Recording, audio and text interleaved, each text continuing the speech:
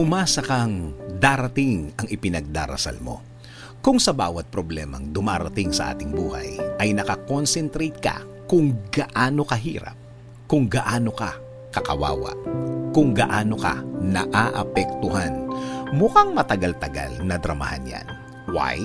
Kasi nga, ang hinahanap mo sa pag-experience ng problemang yun ay may madramahan ka at makaramdam ng awa ang kausap mo. At oo, merong mga taong ganito kahit online. Mas nagfo-focus sila kung paano mas palalakihin ang problema. Nakafocus sila kung paano madideliver ang pagka-best actress at pagka-best actor nila. Imbis na nagko-concentrate sila kung paano makahanap ang solusyon. Kung may tinatamaan, sorry na. Alam ko ang iba dito ay makaka-relate at magagalit. Yes, makaka-relate at magagalit. Dahil sa pool sila, dahil sila ito. Ang hiling ko lang sa nanonood nito, sana hindi ikaw ito.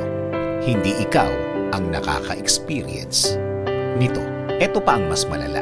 Hindi sila masyadong nagkukwento kung paano nila malulusutan ang problemang hawak nila o nasa kanila. Mas paggagrabihin pa nila ang problema na kino-compare pa nila sa ibang tao para mas lalong madrama.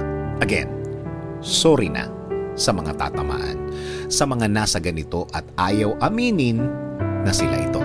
Laging tandaan, ang biyaya ng Diyos ay laging nakahanda. Laging naka-ready na ibigay sa iyo.